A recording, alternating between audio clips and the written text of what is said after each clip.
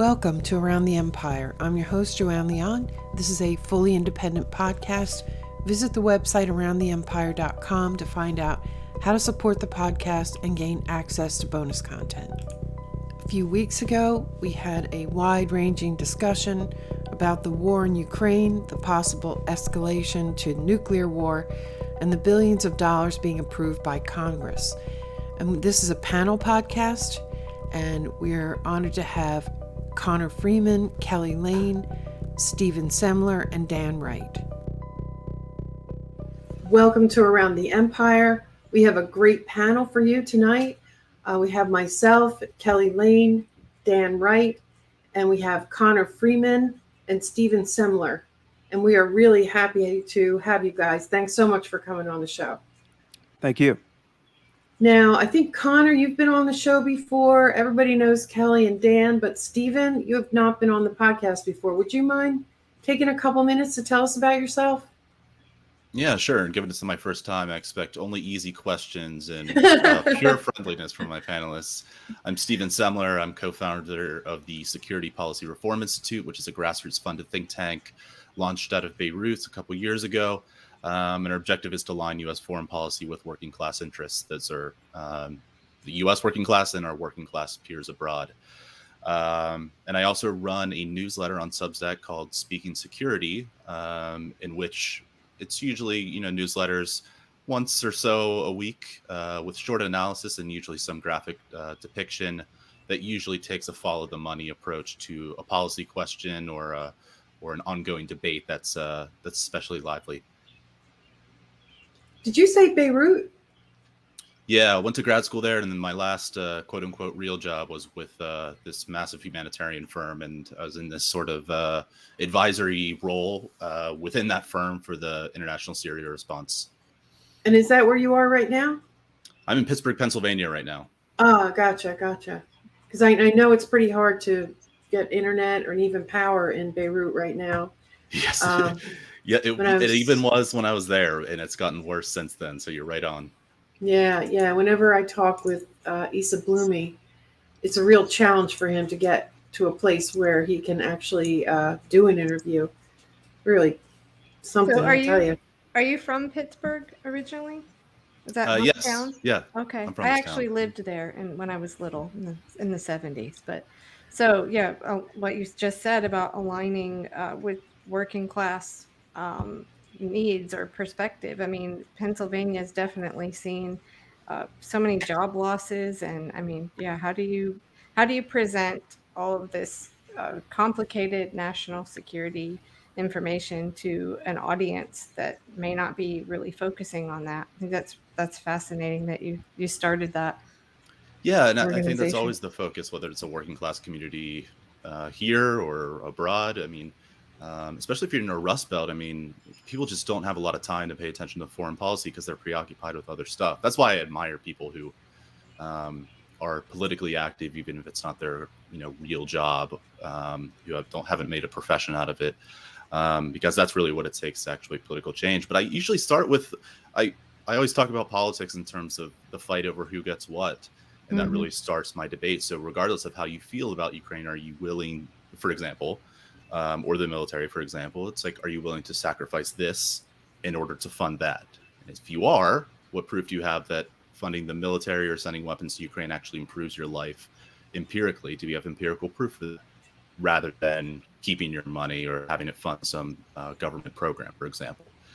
So, regardless of, whether you're a political science, you're a PhD, or can't tell Bill Shakespeare from a stick in the crick, you're probably going to understand, the concept of sacrificing money for different things in line with your interest in what you value. So I usually start with just a simple follow the money approach, and just lay out there what's being given up and what it buys. Right. And those graphics you put out are really attention grabbing, like this most recent one. I think I'll go ahead and put that up here. As I said before we jumped on here, I even showed this to my 17-year-old daughter, and she just couldn't believe it. Like basically the kickbacks the military contractors will get. So do you want to talk a little bit about this and how you how do you find all of this information? Sure. This is just a breakdown of what's in the bill. I sort of just grappled with the bill text and went through it pretty painstakingly. And then once I was done with it, I realized that, a bunch of other organizations had done a breakdown, like the New York Times has done its own. It's like, oh shit, wish I would have just instead of spending the time, I could have saved time by copying off them. But it was worth it in the end because I wasn't really sure what I was doing to start. I just wanted to see where the money was going. But what makes this visualization unique is I estimate how much money is from the bill will go to revenue for-profit military contractors. And there's some overlap between aid and military contractor revenue, but I found that disparity was pretty wide. And, again, we'll definitely get into this later. But, I think the default setting is to presume that, military aid is bad, and you need a certain burden of proof to, deviate from that. So is it in support of a sound strategy? Is there oversight? And if the answer is no to both, which I think in this case it is, what we're left with is this fundamental redistribution of wealth from the public, aka us, to private sector contractors. And that's not, this is sort of the cost of this is how the Pentagon does business. Even in its normal budget, most of it goes to for-profit military contractors. So in this one, for this graph, I just wanted to show. Oh, whoops, here, okay, look, here's what we're. I have the thing memorized, so it's no problem for me. But I just wanted to show that this is a fundamentally redistribution of wealth, and I wanted just to show, okay, this is not ideal, and this is not helpful to any of us. So we have to interrogate really closely if this sacrifice is worth it. Is this redistribution of wealth worth it? And, secondly, is this redistribution of wealth part of the problem? Is there, I wanted to bring up, the conflict of interest dimension, because, these contractors are receiving government funding, and they often, spend it on think tanks. They fund it on lobbying. They spend it on campaign contributions. Right back, essentially trying to bribe or otherwise influence the same people, members of Congress, who are authorizing and appropriating these funds to them. So, it's a choose your own adventure with this thing. I wanted to put it out as a public source material, and different things jump out. But at the end of the day, I just wanted to throw it out there and just have people like those on this panel, get their impressions on it and see how different people who are in the know perceive it. Can I weigh in? I was just going to jump in to say my perception, at least my initial perception, and I'll be reviewing it consistently, is that it kind of makes me think, maybe because he's in the news, Julian Assange's critique of the Nato missions in Afghanistan and Iraq and why they were so continuous, as he said, this is really a transnational money laundering operation. And you look at the spending on Ukraine or other foreign involvements in the military aid, and you look at where the money goes, it goes into these theaters, and people, I think the public assumes, the people are getting this money, it's an aid. But when you look at it, it's really being funneled through those war zones, laundered back into the suburbs of DC, which has now become the richest suburbs in America. So the richest suburbs, or richest counties, I should say, in the richest country in the world. So, at least my initial perception on, cui bono, who benefits, is this is just simply another scheme to enrich people in the, military industrial complex, who are going to kick back a portion of that money into congressional campaigns. So it's kind of a self-licking ice cream cone, is the Pentagon's term they like. So at least that's my initial look at it. That would be one way in. I think that's a really well said synthesis. I agree. I think in this case too, this is a NATO thing, and there are countries within NATO who are not too keen on any of this, and there are a lot of other things going on. The whole gas with the sanctions and the encouragement to embargo gas and oil from Russia, which of course has only partially happened. So in this case, I think that there are a lot of mouths to feed. And the vagueness about where this is going. And one thing Stephen points out is that in the bill, it says let me just pull up that quote from you, from your article. You say, of the provisions that are unmistakably for military and non-military aid, it's tough to say how much will end up going to Ukraine for two reasons. First, there's a "and other countries" or similar suffix following most of the major economic, humanitarian, military assistance provisions. And you say, second, the bill raises the legal limit on existing authorities that allow the executive branch to authorize additional aid. So they leave it wide open. And as you have mentioned, there's no real oversight. That's what Rand Paul was. I mean, he wasn't even trying to stop the money from flowing. He just wanted there to be some oversight, real official oversight of this, and he didn't get it, right? So, and other countries, really? What other countries? Like, I have heard, and I actually didn't write this down as to where exactly what was said, and it may have been speculation, but on a live stream that I was listening to, I think it was the Duran, but don't quote me on that, they were saying that some of this money would end up going to building up some of the EU country militaries. I don't know if that's true or not, but there's a lot of talk in Europe about how they need to boost their own budgets. We had General Milley saying that he thinks that a lot of EU countries will now be amenable to establishing permanent bases in Europe, as if we don't already. I think there are already like 300 sites of American military operations in Europe. And I grabbed a screenshot, Cal, of from Responsible Statecraft, an article. Which one is that? Let's see. Oh yeah, hold on a second. Here it is. Yeah. And so it says Washington's already calling for thousands of new troops and permanent bases in Europe. Now, the last numbers, which I never believe these numbers, but I think they're always higher or lower depending on what the sentiment is. But we've already got 100,000 troops over in Europe.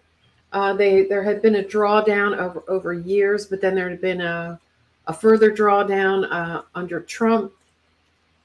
Anyway, this article is all about that they have an open letter urging the Congress and the White House not to build up more troops and permanent bases in Europe. But back to my original point, this is wide open. Is that true, Stephen? Did I mischaracterize what you discovered in the bill? No, I think you're right on. At least as far as the bill text goes and the accompanying documents from either the House Appropriations Committee or the White House. As far as I can tell, like, especially just looking at the bill text and the way, the language in it, the only clear bilateral military aid program from the U.S. to Ukraine, and that's the only two actors involved, is there's only one of them. It's the Ukraine Security Assistance Initiative. The other programs that involve a ton of cash have that and other countries and countries affected by the Ukraine conflict. That is legitimately to upgrade their military capabilities. So one theme that's happening is that the poorer NATO countries that still use Soviet era equipment, they're sending that to Ukraine. And the deal with the U.S. is that the U.S. will reimburse them with U.S. taxpayer dollars and give it as sort of like a gift card to buy from U.S. military contractors new Western NATO compatible or NATO interoperable, I think this is the technical term, use. So it's essentially like, and the arms dumping thing, calling it an arms dumping program, like, just seems like I'm being flippant, but having like stared way too long at these policy documents, the discourse of our political leaders, I'm saying arms dumping program with the most, care and reverence as I possibly can, because this is how it's just functioning. And I haven't, again, I keep going back to it. It's like, I can call out this for-profit nature. I can call out the cynical arms dumping program and a way to prolong instead of end the conflict. And people are, okay with that. But there has to be, some sort of acknowledgement about not what Ukraine's leaders are saying, but the people actually spilling blood on the front lines, the Ukraine working class. How do they think? I'd imagine, and based on the reports that I've heard, is that their interest is to stop the violence as soon as possible. And the way this bill's written, one thing I realize I'm kind of going off on a rant here, but in addition to it just being disparate and sending money to a bunch of different countries to facilitate this arms dumping program, is that this is really the first bill that sees past days and weeks and even months. These funds go to the end of the fiscal year on September 30th. The rest of the aid package is delivered. Like, I think the last one, like that $800 million one, I think that one's steered towards we're digging in for the long haul. But this one right here, this is unmistakably a sign that the U.S. is, at least budgeting for a war that's going to go on for years. Because some stuff in the bill, it takes, years to implement. But, after all these funds have to be spent by the end of the fiscal year. But this is the first allotment where it's like, we're seeing past, we're planning really for the future here. And I calculated before, which I regret I didn't do this for the article, but thankfully y'all invited me on this podcast, is that I calculated how much is of this bill is spent per day until the end of the fiscal year. It's $300 million per day, total non-military aid and military aid combined. So we're spending from this bill because it took effect on May 21, I think, all the way to September 30th, divided by however many days that is, I think like 135 or something, you get $300 million a day towards an indefinite end or even prolonging the end. So that all those progressive Democrats like AOC and all voted for Bernie Sanders. Right. I actually have that. It's a 27-second clip of Assange, because I have a lot of Assange clips talking about Afghanistan. You mind if I play that, Joanne? You guys? No, go for it. Here we go. Because the goal is not to completely subjugate Afghanistan. The goal is to use Afghanistan to wash money out of the tax bases of the United States, out of the tax bases of European countries, through Afghanistan and back into the hands of a transnational security elite. That is the goal, i.e. the goal is to have an endless war, not a successful war. And it just so happens that they don't have Afghanistan as that mechanism anymore, do they? Needed a new cash cow. Also, it's important to the point about NATO. One of the principles that has always led to Russia making these accusatory claims against NATO was a prime directive within NATO is all countries who participate need to have U.S. compatible weapon systems. And they've always been pushing for that, which is why Russia says, well, this is clearly antagonistic military alliance because you don't even want our old weapons. So it's interesting that this is being used as a way to kind of, quote, modernize.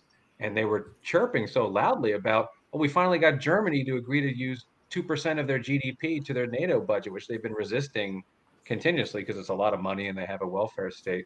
So, this is kind of like, okay, fine.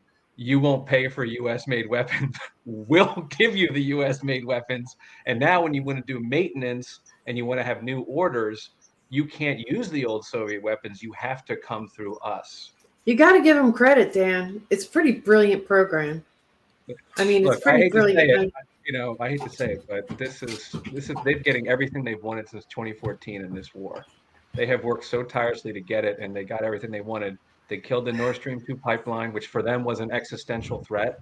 They said if Germany, Russia, and China link up, we're really in trouble. And NATO, everyone's on the chain. I never seen Germany, who's usually resistant, and you can say that's partly corruption, maybe by the Russians, Schroeder or whatever. Man, they're towing the line. They have happily accepted their vassal state status as a way. So I think I hate to say it, but they did get everything they wanted. The U.S. is getting everything they want. and it's a proxy war, so they're not actually bleeding, and they'll fight to the last Ukrainian. They don't really care about that. They don't care about Ukraine. I mean, Zelensky even admitted this, which blew my mind when he said, privately they say they'll never let us in NATO, but publicly they say they'll always keep the door open, which is to say they're going to publicly keep saying things to antagonize Russia to continue attack, but privately they're going to say, no, we're actually not going to do it. So it is painful, Joanne, to admit this. They got what they wanted. And then it was, I think, Derek Chollet, the Blinken's counsel, who was saying in an interview, it might have been last month, with War on the Rocks, where he's like, oh, yeah, we were never going to put NATO expansion on the table. That's a non-issue. We might talk about arms control or something, but we're never talking about Ukraine coming into NATO with the Russians. That basically, that's none of their business, and we don't even believe that that's their core interest here, that that's what this is about. And yeah, it's interesting because with... I think Greg Hayes, the CEO of Raytheon, said recently just about, the way the Warsaw Pact sends in, and these other NATO states are just emptying their stocks and sending all these weapons. Like even the Germans were talking about that for a while, about how they were running out, and the Americans I think we're somewhere between a third and a halfway through our stocks of the Javelins and the Stingers. And he was just basically saying like how great this is for business, and just because they're gonna run out, and then they're gonna have to keep buying from us more and more and more to replenish it. And when Biden announced that $40 billion, or when he announced originally his $33 billion, then the Democrats added $7 billion, almost $7 billion, half of it in just weapons. Biden's original announcement was, yeah, this is paving the way towards long-term assistance. And I thought one of the most interesting things was before they really started being so blatant about it, like when Milley said to the House Armed Services Committee, I'm not going to measure the war in decades, but definitely years and years. And they kept saying things like, Blinken's like, I don't see it ending by the big end of the year here. And Sullivan has some similar quotes like that I just don't have right at the front of my mind. But it was when they had that meeting at the Pentagon that I thought was very interesting. I think it was Kathleen Hicks, the Assistant Secretary of Defense, who had the meeting of all the top military-industrial complex leaders or representatives of those top firms, and they were discussing continuing the military aid for years. That was in Reuters. And so, yeah, I agree. And at this point with, the money that is being spent, when you read people projecting that like this could end up being hundreds of billions of dollars at this rate, yeah, if that's what they plan to do, I mean, it matters more, what's going to happen on the ground. But that does seem to be what the real plan is here. And now I just saw on the headline at antiwar.com today, I think the top article is about the Aerospace Industries Association sending, I think it was a letter to the Armed Services and the Appropriations Committees saying, you need to increase the military budget. We're spending more than we ever have already, but it needs to be more than just between 3% and 5% of GDP, the way the sort of Republican hawks and some of these people with these Keynesian, military Keynesianism ideas will say, oh, it's just 3 to 5% and keep pace with inflation. They're saying now because inflation is so high, it has to be a massive expansion beyond that. So they print the money to pay for all of this, and then it's just this vicious cycle where everybody here, to Stephen's point, especially the working class and the middle class, are getting just raped here for the benefit of the military-industrial complex, and they absolutely don't care about the Ukrainians. I mean, it's becoming more and more blatantly obvious, but I think the most notable example is that I believe it's April 5th in the Washington Post. I can verify that before the end of the stream, but where they say, yeah, we prefer to see, some NATO member states prefer to see Ukrainians continue fighting and dying than for the war to end too soon or at too high a cost to Kiev or Europe, which I just always took to mean too low of a cost to Russia. So it's just, and they're now saying like weakened to the point where they can't do the kinds of things they're doing in Ukraine, which to me, and I thought Pat Buchanan had a great argument about this, just because of, just the way he writes, I always find impressive. But he basically put the point where it's like, so Austin's plan is to cripple Russia to the degree that they really have not much more to fall back on in terms of defense than their 6,000 nukes. Right. Yeah, well, maybe I might have pulled up your article here too soon, but yeah, where is this going? Like,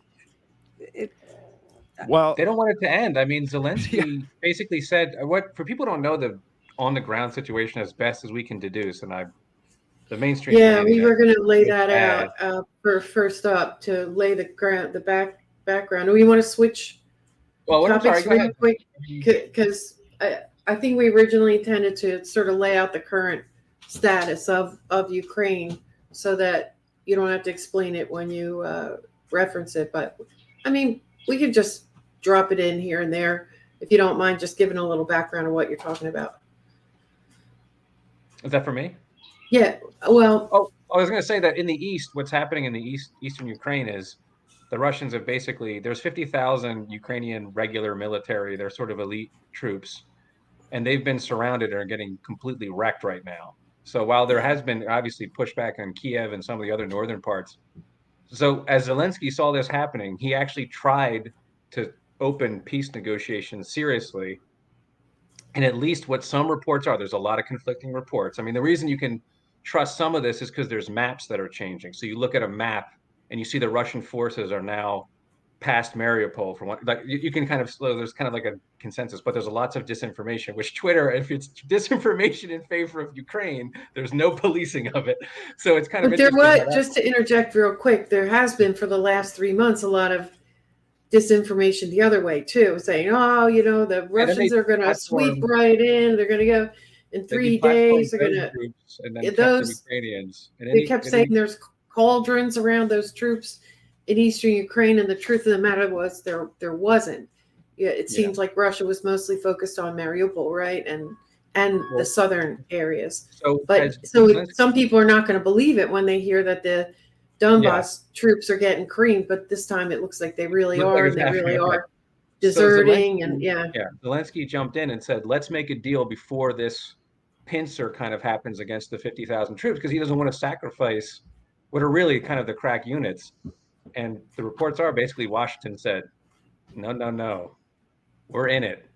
We don't do a peace deal. The only peace is if Russia goes across its border, which, and by the way, some of these demands are like, and Crimea. You're going to give up all that and Crimea. So there was a last minute push in the diplomatic realm, which, according to reports, where Zelensky kind of blinked a little bit and said, well, maybe we can make a deal before this big offensive happens in the 50,000 I have, because Ukraine is kind of running out of troops. I'm sure Russia is running out of some too, but so is Ukraine. In fact, the Washington Post of all places finally ran an article, and the guy who talked to the reporter has been arrested in Ukraine, by the way, to show you that's peace and democracy, I know. And he said basically, like, we're abandoning our posts. We're not well trained. The territorial defense people were getting creamed out here, to use a good word. And so Zelensky tried to make a deal. He kind of said, okay, they were surrounding these 50,000 crack units. Maybe we can make a deal. And it was Washington, who I think clearly does not want this war to end. I think that's so obvious at this point as to not even need to be said. But I guess maybe the talking points keep shifting. So are they admitting it's a proxy war? At one point, Biden kind of said his goal was to get rid of Putin, which they walked that back. So to my mind, the objective from the United States, at least, is to not stop the war. And that's why they're dumping weapons in, because they don't want this war to end. That's my take, at least. But how are they going to do that when the supply lines are, what do you think about that, Connor? I'm at this point, I wonder if, depending on what happens, especially with the Black Sea Fleet and some of these other major aggressions that we've been hearing about, like, what was that? The advisor to the Interior Ministry said that they're working on a plan to destroy Russia's Black Sea Fleet, and the new general who's being appointed or is set to be appointed at this point, I think his name is his name is not on the top of my head, but anyway, he was saying recently that they're preparing military options or not to evict to end the blockade, and that's one of the things that he'll be working on. And of course, I think it was Austin who just said that Denmark just shipped in the anti-ship missile, the advanced anti-ship missiles that they were talking about, and a launcher. So I'm not sure. I think that at some point, if they continue to pour the weapons in, just like Medvedev has warned, the problem is they're right back now, not to the same extent they did last year, but they're right back to doing the same kinds of NATO exercises that were especially provocative last year on Russia's borders. One's just 40 miles away from a Russian military base. Of course, I don't know if Erdogan is going to allow Finland and Sweden to be brought into NATO, but I do think that there could be at some point where Putin may end up attacking the supply lines coming in from Poland, in particular, as if, as a way of, I don't know if it would do much in the way of deterrence. It would probably just expand the war that much further. But they do continually seem to be pushing the Russians into a corner, which they've painted for themselves. But at this, I think, I don't know exactly where they want it to go, because I think they would, if they're smart, as evil as they are, what they're doing with this proxy war and just trying to bleed Russia, they would be wise to try and keep it as much as possible in, I guess at this point, in eastern Ukraine. But I don't know how tenable that is ultimately. Like, I don't know if they're. It's been slow movement, right? They're not rushing certain areas and taking them quickly. However, they had a lot of troops tied up in Mariupol, and now they basically Grozny'd Mariupol. So, they freed up a lot of, I would imagine, forces, and they still haven't even, it's still not even a complete, they didn't declare war yet. They're still, using this special operation terminology. So they haven't even mobilized all the troops that they could mobilize. But still, how do you keep a war going? This is what has been puzzling me. How do you keep a war going if your whole force in the eastern part of the country collapses and the supply lines are shut down? I don't understand how you do that. Yeah, McGregor had a piece in the Institute this week where he was saying, he had a source that was saying that he pointed out that as far as the brigades go, I think he said the 81st Brigade, Marine Brigade, and the 36th Marine Brigade for Ukraine is gone. Like, everybody's dead or deserted. And then I think he said in terms of manpower, the brigades are down like 60-70% in manpower. So they're relying on like volunteers and people who are even less trained than the last few bastions of people that they've been sending in. So but then as Dan was saying, when Zelensky goes, I think negotiations might be the only way to do this. I don't know at what level, maybe at the highest levels. And he'll throw out like a little feeler like that. I feel like it seems like once a month, if that. And then all of a sudden, they'll either happen in April, Boris Johnson to go there and go, no, you're not.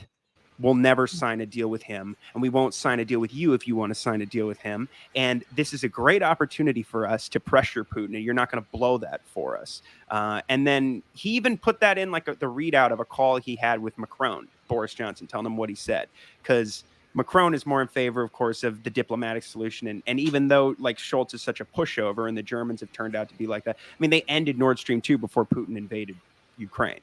They ended Nord Stream 2 in the day between. They cut it because they already had it on this kind of bureaucratic red tape excuse for it was temporarily it wasn't going to go through. And it looked like that was like a stopgap sort of solution. But then they just said, yeah, we're done the day before.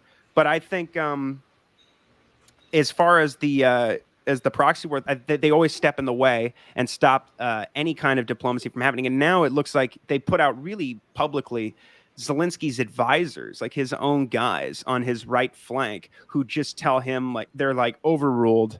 That's never going to happen. And then Zelensky will come out and say something like, yeah, I won't talk to Putin then until he takes all of his troops back out the way it was on the 23rd of February, which is never going to happen. So there's just, it's like when they say, and we won't give up any territory to fill your pockets. There's three ways this war ends: more money, more weapons, and stronger embargo.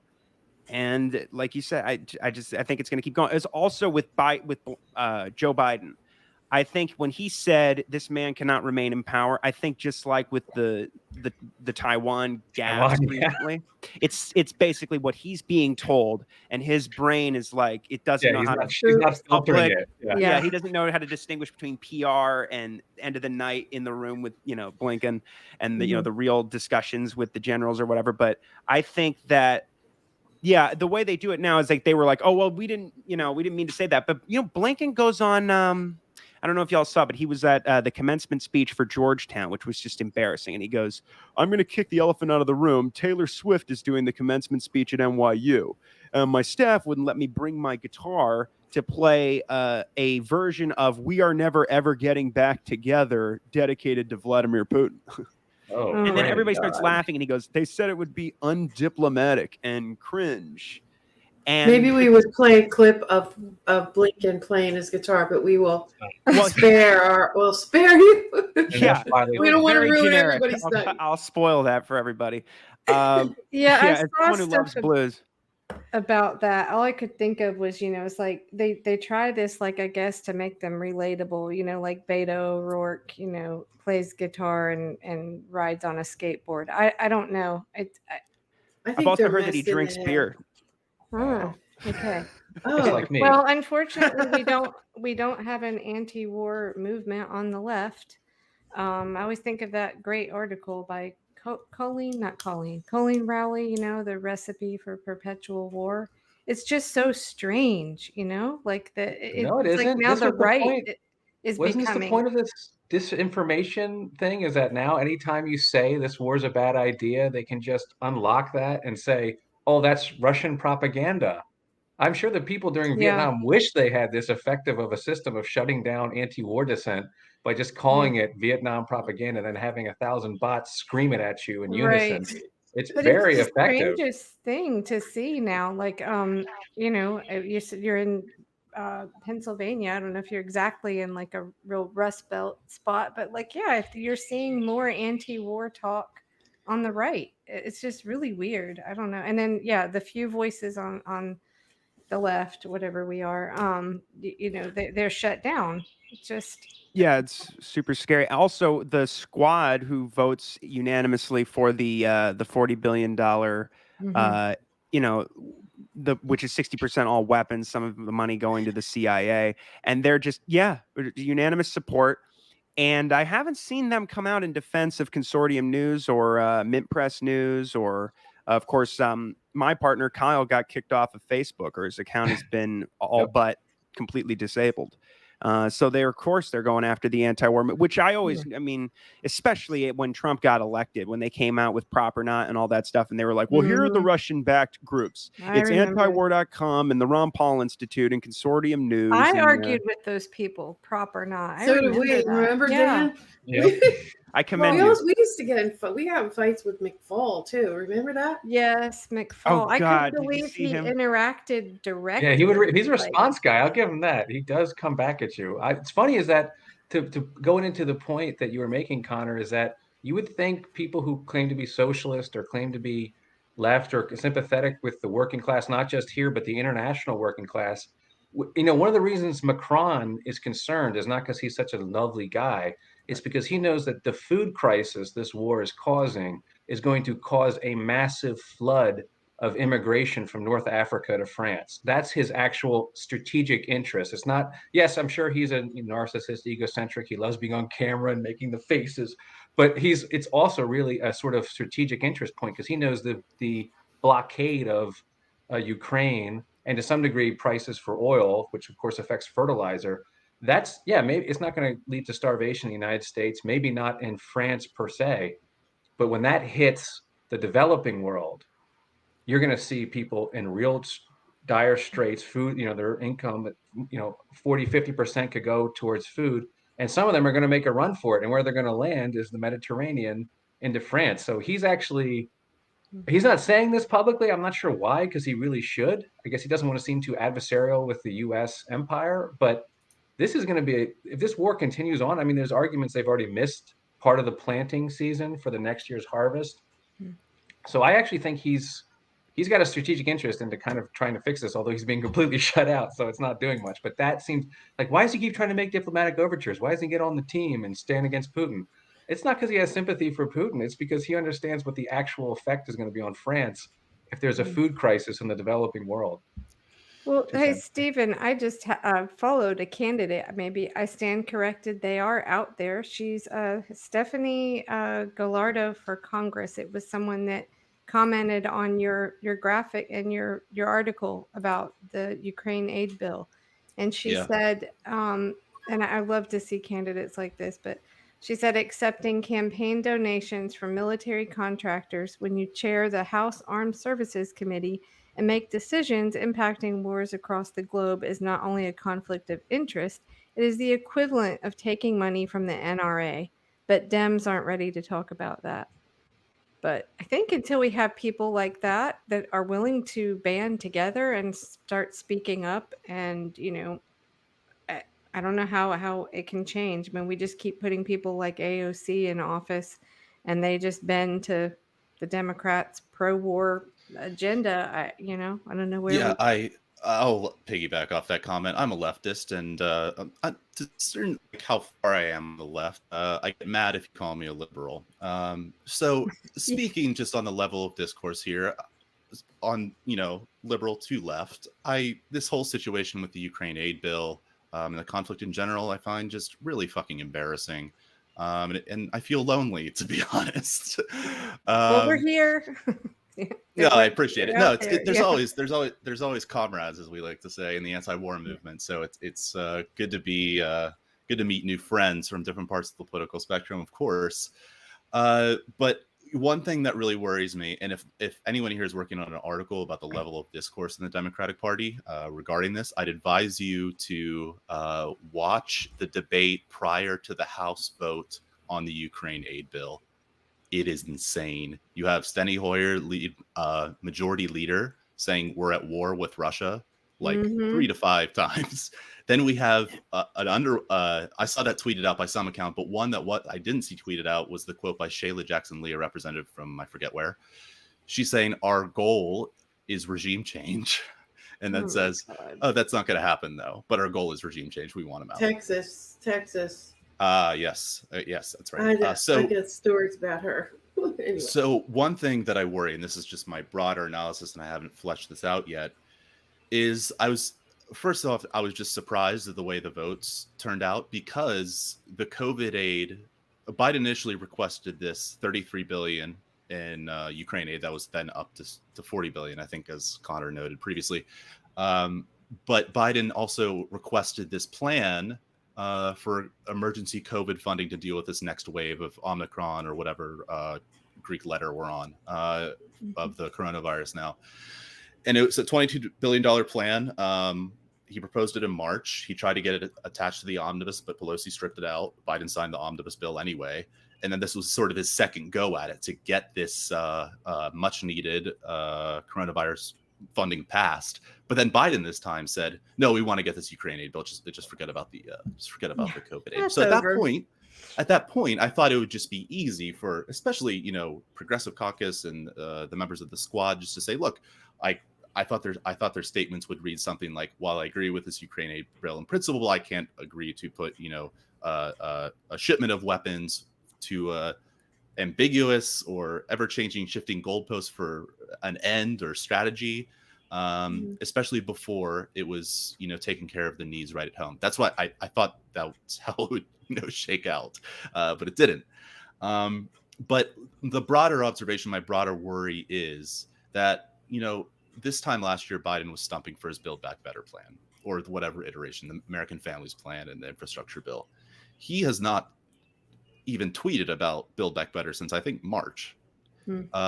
This is like he's really leaning into this role as sort of the anti-war president. And I think that Democratic Party really pushed the left, particularly the squad, and said, listen, this is now the soul. This war is now the soul in how the Democratic Party builds its identity. This is sort of like we're framing this proxy war with Russia as a cosmic struggle between democracy and autocracy. And this is what we're going to roll through in midterms. We're done with the social programs that, I didn't vote for Biden because I promised myself I wouldn't vote for anyone who voted for the Iraq War. But, for other progressives and leftists who voted for Biden on the mandate that he would fulfill these campaign promises regarding climate and infrastructure and healthcare, basic shit like passing the, extending the child tax credit, that sort of thing, that's gone. No money for that. It's got, he's not Biden.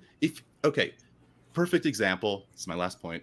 Biden travels to Alabama to stump for this bill and promote it to a Lockheed Martin facility where they jointly produced the Javelin missiles, the anti-tank missiles, which has now become sort of like a weird, like godlike sort of, it's like the cross now to some Democrats.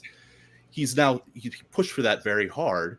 He's selling this Ukraine aid bill as sort of a jobs program, as sort of this higher national unity project. This is the same stuff he was saying about Build Back Better last year. If he still cared about these big social programs, he would be in West Virginia or bullying Manchin and riling up his constituents to say, look, saying this exact same stuff about Build Back Better minus the sort of, killing Russians part. So this is extremely worrying. Or wait a minute, real quick though, and that's because he's a leftist. They're killing all these programs that Biden won and then got a majority. This is one-party rule. I mean, 2009 was one-party rule with 60 votes in the Senate. So what was their excuse for not doing climate change then? But now they got 50 plus, right? They got 50, and they're saying we can't do any of these programs now. This is shut down. We can't negotiate prescription drugs. We're trying to do climate. We can't do it. Maybe we can do something in between. And then suddenly, $40 billion out of thin air. Boom, jam it through. No question, no debate. Oh, Ron Paul wants to put a little office of inspector general in there. Oh, hell no. Remember Seagar, the report for Afghanistan, the special investigative general for Afghanistan reconstruction? Yeah, he was embarrassing us every month with these reports. Fuck that. Get that out of there. Jam it through. So it's like, wait a minute. This is kind of, what's going on here? I thought we didn't have any money. I thought inflation was killing us and we can't do any of these social programs you campaigned and won on. But $40 billion, do it. No questions asked. Sorry, Joanne. That's okay.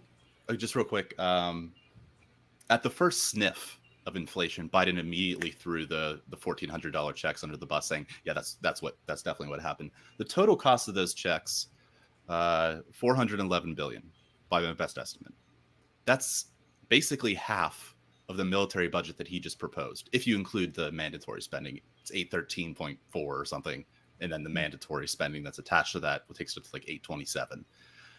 I don't get it. I don't get it. For giving, the PPP loans, it's really, I heard this, military Keynesianism. This is now Build Back Better. I think this is the military industrial complex. Blow up better. Biden's job program. Yeah. Yeah, there's so many things you can get into on that one because, like the javelins, they have been for years now that people have wanted to get those javelins into Ukraine. But the javelins and just about everything else that we have sent to Ukraine have proven to be to be most generous, not nearly as good as they were advertised to be. In fact, I'm afraid that this can go off into a whole nother tangent. But just for 20 years, we have been spending really more than $1 trillion because the defense budget doesn't include a lot of things like the Department of Energy stuff, and I think VA, the CIA costs, and I guess the pensions are in there. I'm not sure, but there's a whole bunch more that you could easily get it up to closer to $1 trillion, $1.5 trillion, right? So. Really quick, Robert Higgs says the rule for thumb is you take because of all of that. He has a great piece about this from back from 2004. Says if he's like an Austrian economist, anti-war guy, but he says if you take the defense budget, the ostensible defense budget, and typically and historically, especially after like the Iraq War and the Bush era, you could just multiply it by 2, and roughly that's what the real budget is. Mm-hmm. Yeah. Wow. But I forget where I was going with this, but basically a lot of those weapon systems aren't very good. There are, military people out there admitting that. like our artillery things that we Remember sent. the Patriot missiles, Joanne? That they were supposed to be these magical missiles that would shoot scuds out of the air, and we spent all this money to give them to Israel and all these other countries, and they never actually worked. It was like Star Wars. It was this big, like nonsensical boondoggle that didn't actually work. So they kept firing the missiles and they kept missing the scuds. Yeah, because it's also those anti-ballistic, those THAAD, whatever those giant things are. The way they set up the testing for them is kind of like so perfect rigged, weather, no wind, rigged. And I think they still miss sometimes. So it's like a scripted trajectory, and even then they have difficulty doing it. And they're like, because it's like trying to hit a bullet with a bullet. It's just that's it's for not South an Korea. easy The thing THAAD to do. is to protect them from North Korea's nuclear strikes. So they said, we'll just increase the amount. Therefore, that'll increase your chances. But all this stuff, right? I remember what I was going to say. So 20 years now, right? More than 20 years. We've been throwing $1 trillion, $1.5 trillion at this thing. And all our weapon systems are crap? I mean, how does that happen? Okay, I get that there was no emphasis. F-35. Well, ground wars were supposed to be obsolete by now, I think. So, that kind of tanks and artillery that all right, so the emphasis wasn't put there. But don't you always have, doesn't it always come down to a ground war if you want to? Anyway, a little bit off topic there, but every once in a while they trot out Millie to go robotics and AI. That's where it's at. Oh, did we have a connection problem there for a second? I think we might have. Ooh, with me or? I'm not sure. I think everyone's back. I don't know what happened. Maybe it was on my end. I see everybody. Okay, we're all here.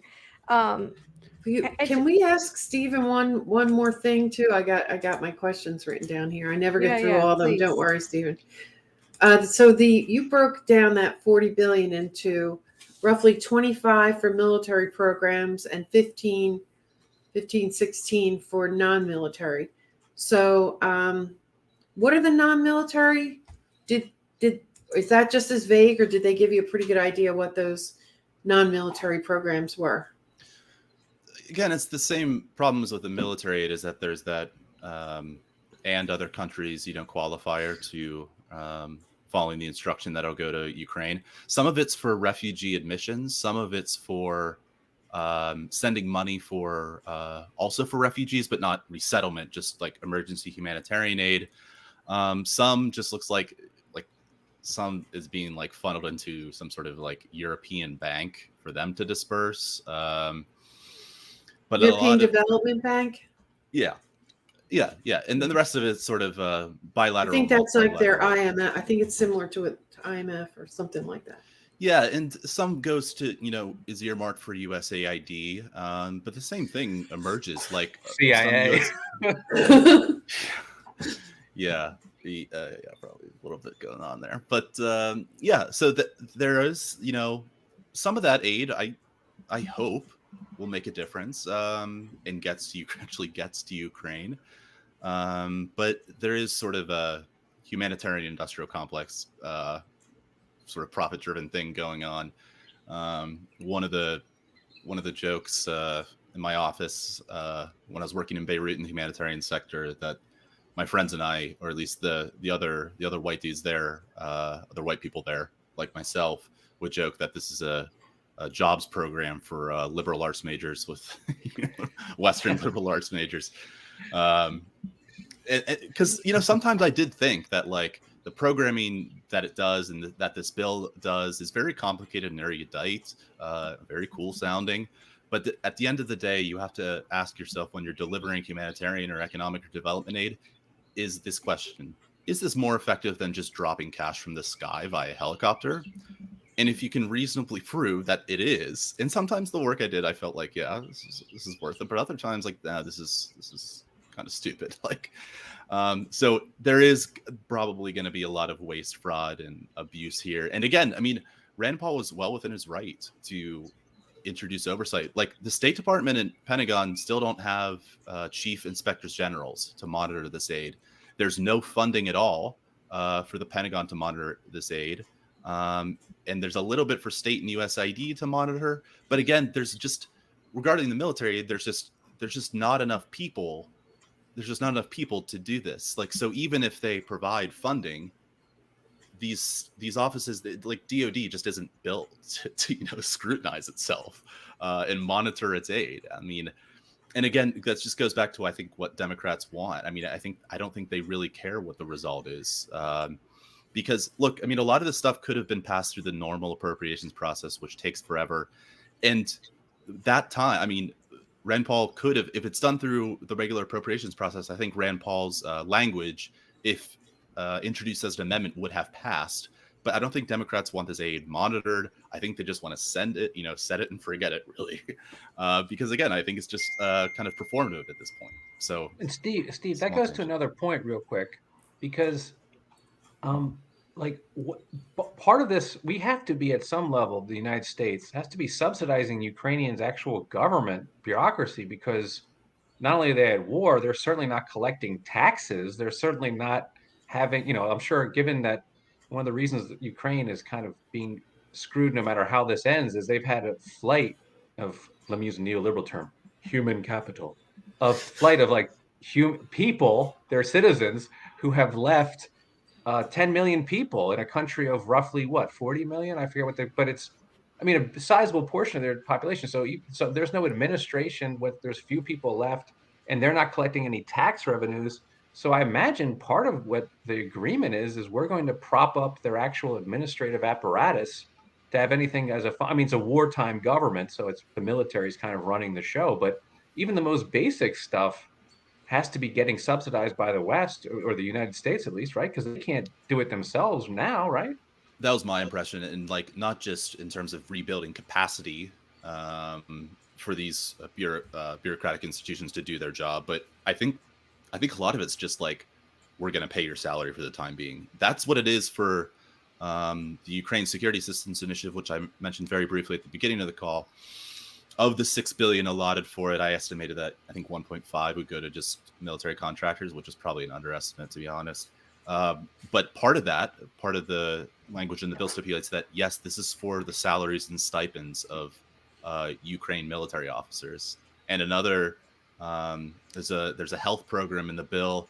I can't remember if it was under the military portion or the non-military aid, but a health program that's designed to treat medically fallen Ukraine soldiers or injured Ukraine soldiers. So we're really we're the primary shareholders of the Ukraine economy and military apparatus at the time being. So there's really no denying that we're in it. We're really in it. At one point, Zelensky said he needed $7 billion a month to run Ukraine. Do you remember that number? Yeah, that was a big headline in the New York Times. And it's. I also think that with the proxy war thing, it seems like the Democrats. I find this conversation about the Democrats real interesting, because even when he was promoting Build Back Better and some of these infrastructure projects last year, it was all done as, and this is how we're going to beat China. Because the most important thing about the 21st century is great power competition and us defeating China. That's the arc of history, and democracy versus autocracy.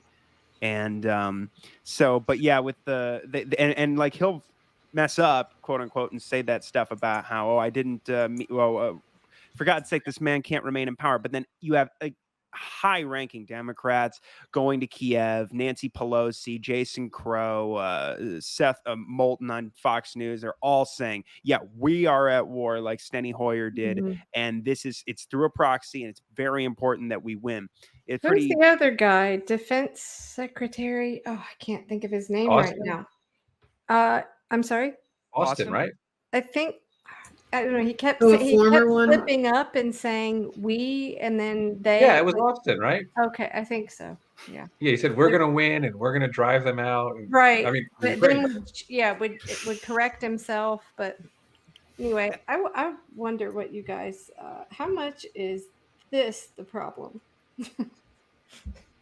I mean, you have to realize that a lot of the lower middle class, the working class, and even a lot of the middle class, maybe, a lot of Americans that don't have stocks or 401ks, but there are a lot of people that do. And I just think, we think, it's just the the top, making all this money, but no, that, people's retirement might depend on it. It's just, I don't know. Yeah, but I think you're right. People are tangentially connected to this, but if you want to look at it's much more pay to play in DC the way it works there. So for example, the guy who's on TV, Esper, the old former Secretary of Defense under Trump, who did Bill Maher, I think he's on the board of Raytheon. He went right from Secretary of Defense to Raytheon. And you see a lot of this happens all the times, this corruption in DC about people who work in procurement. So if you're in the procurement department, meaning you decide what weapons makers to work with, they'll hire you right out of the gate. And there's, occasionally they step over the line and someone gets slapped on the wrist.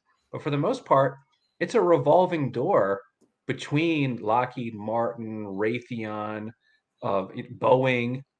Boeing's huge. I mean, so these guys they're going in and out, and you wonder why there's no hesitation, is because not only are they going to get paid directly with campaign contributions to help their career, and not only are they going to have stock ownership through their 401ks, but they could be getting set up as a vice president with stock options. That could probably end up being, like $2 million a year.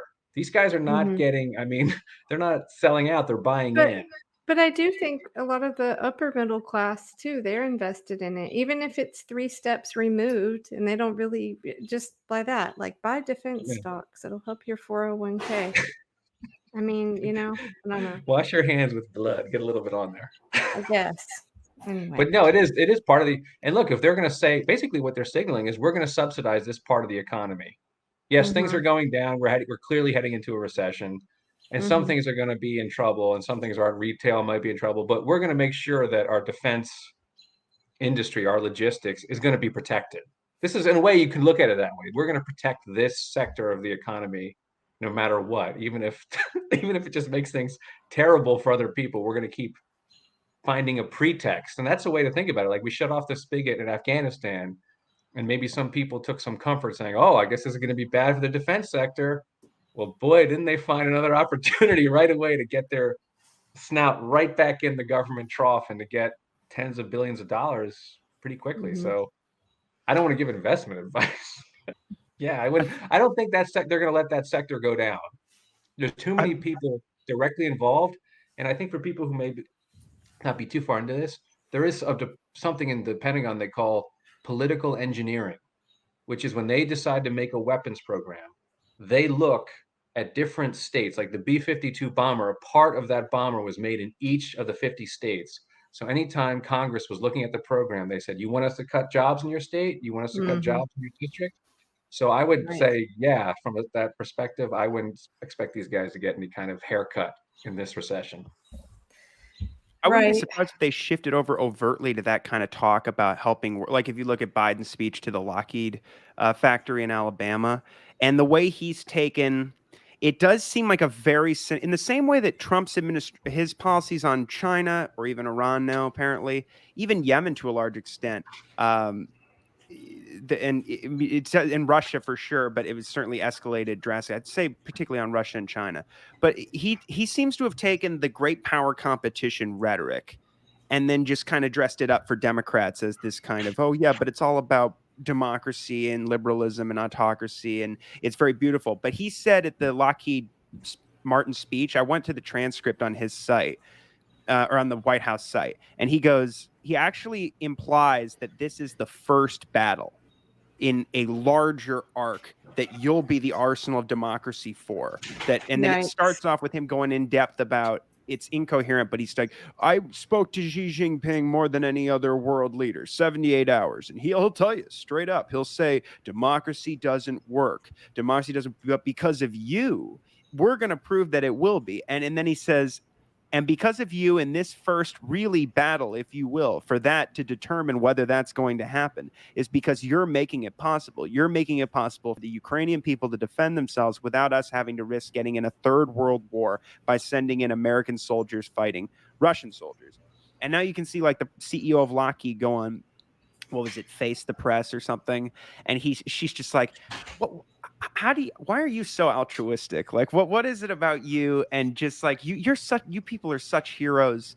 They really are. Just, it seems like we're embracing as a culture these policies and embrace. And it's kind of like a mask off moment for the military. Hey, at least complex. the CEO is a woman.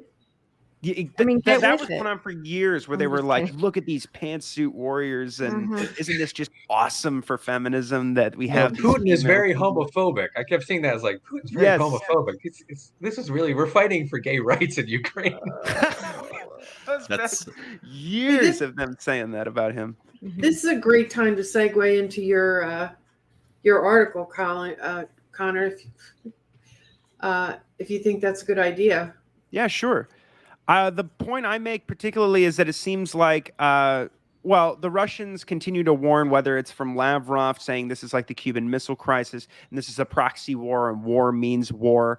It's the contrast between the Speaker of the Duma saying the Americans are cultivating and developing, I think he's coordinating and developing these military policies that are, killing Russians. Because at the same time that they're making these comments, and Putin is saying like this, listen, especially at the beginning, and then at different times in the interim, in sort of intervals, he'll come out and say, look, this could go nuclear and all of this. They're in the meantime saying in the press like, yeah, we're because of our intelligence, they've killed like a dozen Russian generals because of us, largely because of our intelligence. We just took out the Moskva, the flagship of the Black Sea Fleet. That was us. And then the thing about the transport plane going down, the military transport plane that killed hundreds of Russian soldiers. It's just like, that was us. It was our intel that helped them do that. Even Ambassador McFall, Mr. Warmonger himself, said we should not be taking credit for those things. Which, he didn't say we shouldn't do those things. He said we shouldn't take credit. Yeah. It was one funny. Of the worst. Sorry. I was just saying, when Biden walked it back and had that meeting to say, the leaks are kind of a problem, the Russians came out and said, so you're verifying that it's all true. Yeah. Because of his, like, hey, I don't know if we should be leaking all this. That was so funny. And it's also funny that Biden, tried to walk it back and like pretended to be angry about the thing. And he might have been angry, but it's like, dude, you are the commander in chief and you're the one who started this spike the football, machoistic chest out, obviously proxy war discourse. So I don't know what, this is your fault. You set the culture. I think, Stephen, were you going to say something there before we go back? Yeah, I pulled up Connor's article, but I didn't want to interrupt you, Stephen. No, I just wanted to make fun of Biden real quick. Oh, well. Yeah, sure. So when he says stuff like that and they have to sort of walk it back, it seems like they have all these other, because so the Speaker of the Duma goes, they're coordinating and developing these policies. They're at war with us. And then Pelosi goes to Kiev and says, she goes, your fight is our fight. We will sustain this war until we win, until victory is won, excuse me. And then you have Jason Crow, again, acting like an arms dealer or like a lobbyist for a defense firm or a lobbyist for Ukraine. He goes, they want more. Everything we talked about with Zelensky, it's about weapons, weapons, weapons. They want more sophisticated intelligence and surveillance drones, as well as attack drones that can be reused multiple times instead of the kamikaze drones we've given them. And then Seth Moulton went on Fox News and goes, we're fundamentally at war. It's somewhat through a proxy with Russia, but it's important that we win. And I just make the point that, again, then they sent Mitch McConnell out there to Kiev, and he says, we're going to sustain our support until Ukraine wins this war. Graham, of course, is saying there's no off ramp. We have to take out Putin. It just, all this talk about there being, it's really presaging this World War III scenario with Russia and China, because one of the most alarming things I read recently was Cardin's piece, James Cardin in Asia Times, where he speaks to, among other people, Chas Freeman, George Beebe, and Lawrence Wilkerson. And the thing that Lawrence Wilkerson says, and I assume because he still is mostly, or to a large extent, a man of the establishment, I assume because of his sources he would know this. He says they're extremely desirous of a protracted conflict because they want to effect regime change in Moscow, destabilize Russia, and then take on China. And one of the other things, too, is when Biden says this stuff about how, because of the Lockheed workers, we don't have to put troops on the ground. But in Cardin's piece, he says he spoke to high-level military officials, diplomatic officials, and intelligence officials from all 4 previous administrations, and they told him that there are indeed paramilitaries on the ground already. Oh, of course there are spec ops on the ground. Of course there's like training and on the new weapons on the ground. Does anybody possibly believe we sent in a bunch of weapons that these people have never used before, and we don't have people on the ground showing them how to use them that aren't under official, that aren't wearing a uniform? I mean, right. Even like kind of a boring sounding part of that Ukraine aid bill, it funds embassy security. And I saw an article like a day after I published my analysis that Biden is meeting with his team to consider providing embassy security for the U.S. embassy in Kiev, but using special forces. There was some, I think, Connor, I think you retweeted it or tweeted it out. It was an interview with, it looked like a lawyer that's been on Fox News. I can't remember the guy's name, but anyway, they were saying that they're special forces, and this is... it was Andrew Napolitano. And he was saying those forces that they're talking about, they're not embassy security guys. These are guys who, as he says, they come to places to go and kill people. That's what their job is. And so this idea that they're just going to be there standing guard, and I mean, typically they have the Marines guarding an embassy and something like that, and even that should not happen. The tripwires are getting closer and closer to the battlefront where the way the war is right now. And of course, we know for it's been more than a month that they came out and were like, yeah, by the way, the British have special forces in Kiev. They're training them on the NLAWs, the new light anti-tank weapons. And so that's exactly what I'm sure is, like Dan's right. I mean, they're just admitting it now. It says in this piece that they're being directed by this appointee of the National Security Council named Lieutenant General Terry Wolf and all this stuff. But it's I think that we're getting closer and closer to a point where it does become more openly a situation where you have... They're going to by saying they're thinking about sending special operations forces, we're getting pretty close to talking about doing what the British have done by putting troops there and just kind of seeing what happens. Also, these quote volunteers, Connor, I'm sure you've been following the mercenaries. Yeah. But I mean, there's mercenaries and then there's quote unquote American volunteers whose status is very murky. It's not, some of these are former U.S. military members, allegedly. There's an article. I'm in North Carolina, and there's an article here. So the first Marine the first American who was killed in Ukraine was it says an ex-Marine, but he's like 22 years old. He was like 22 years old. It's sort of like, okay, ex-Marine, like Blackwater. I mean, Blackwater, they're technically an ex-Marine, but they're a contractor. We're funneling $40 billion in. Is that going to pay the salary for U.S. mercenaries and part of that budget? I mean, we can't track the money, right? Because we in fact, there was an objection to tracking the money. So, I mean, you've already got people here in this sort of gray, not in the official military, not really out of the military. They're in theater. This has already happened on the East. There's already been British mercenaries captured by the Russians, who I guess whatever's happened to them, I'm sure is not pleasant. But so it's like, well, what does it take to count as a tripwire? That's a good term for that Connor brought in, because I don't, talking about as an article about off-ramps, I don't think the U.S. has shown any interest in an off-ramp at all. Nope. And in fact, they're trying, and egged on by members of Congress who no one's pushing back on, including their constituents, just to continually escalate. And I think that's a very strange position to take when for decades we understood that it wasn't a good idea to engage in this kind of escalation with a nuclear power. And I think also to put, not to put a halo on the Russians at all. I think what they've done is terrible here, but they have changed doctrine. They have a doctrine of tactical use of nuclear weapons that does not include ICBMs. They basically have changed this doctrine. This happened at least in 2014 when it first started getting in the press, which is they have reserved the right, if they think their territory is under threat, to use short-range nuclear weapons.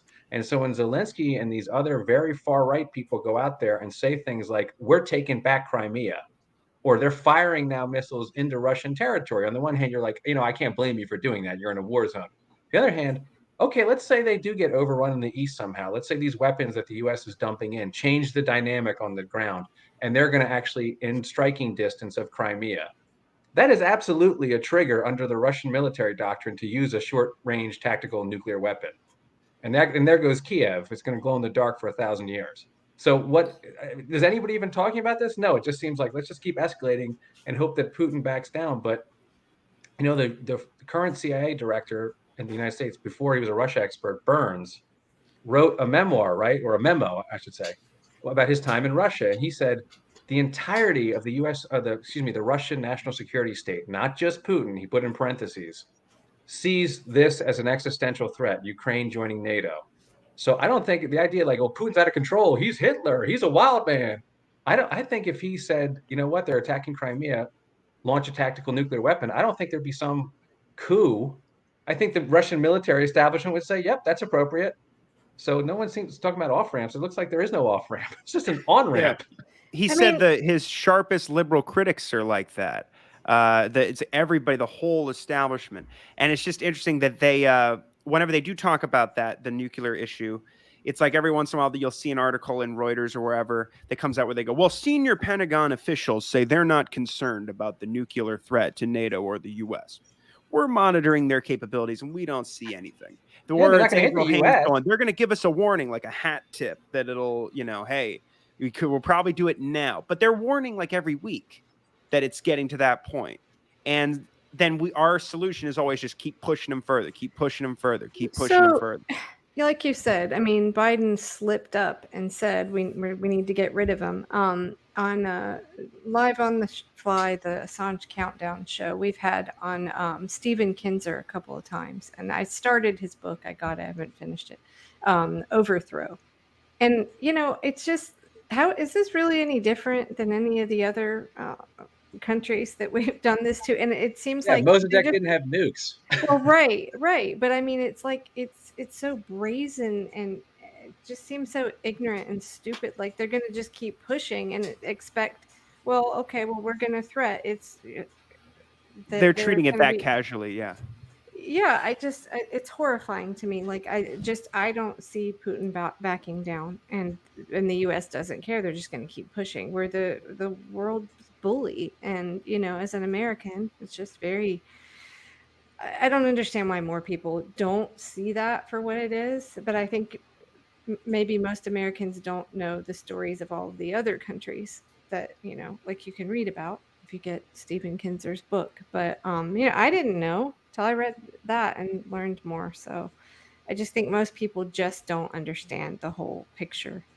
So, but I do find it fascinating how everybody does know about nukes and everybody does know that Russia and the US have the most nukes, and yet, and with the China stuff, they have really succeeded, if you want to talk about like war state propaganda here, in getting us to cheer on, I say us, but I mean our neighbors, to cheer on policies that could end up killing everyone and everyone on the planet and destroy everything forever. And they're just like, I remember because I wrote a piece called "Why Do Our Neighbors Support War with Russia?" And there was a poll, I don't remember if it was Pew Research or what, but there's a line in there where they go, had to be in March or something, early March maybe, when they were even more hawkish. So hopefully it does seem like there's waning support now, but they go 33% or 32.5%, something like this, are supportive of a war with Russia if it comes to that.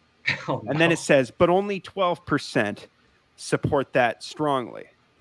Wow. I'm like, okay, like what? So I don't know, but now it does seem like there's been a poll out of the AP and what was the other one? Oh, Express.co.uk, where they're just like, it's turning into the Express.co.uk one was much more colorful in the questions that they asked, where they're like, would you prefer to see Putin out of power soon or Joe Biden, like before the end of their terms? And they were like, no, Joe Biden, get rid of him. Oh no, Americans, it was great. And they're like, no, and we don't want to do this sanctioned stuff. And I don't remember everything, but they ran it at antiwar.com. It was pretty great. And now the AP poll is showing that Americans are saying, no, this is hurting our economy a lot. And so it shows how the numbers are essentially inversed from March to April to May, where originally they're like, sanction Russia as effectively as possible, come what may, screw our economy. which I thought was weird because it started for the first few months. It seemed like our policy was like, even among the American people, was like, well, screw our interests. Like, what do we care? This is about, Right. almost like we bought in. Putin's gas hike or whatever. I guess. Yeah, that really Biden did that. He kind of connected. I thought that was a strange political. Nobody bought that. Nobody bought that. I mean, even they did buy it.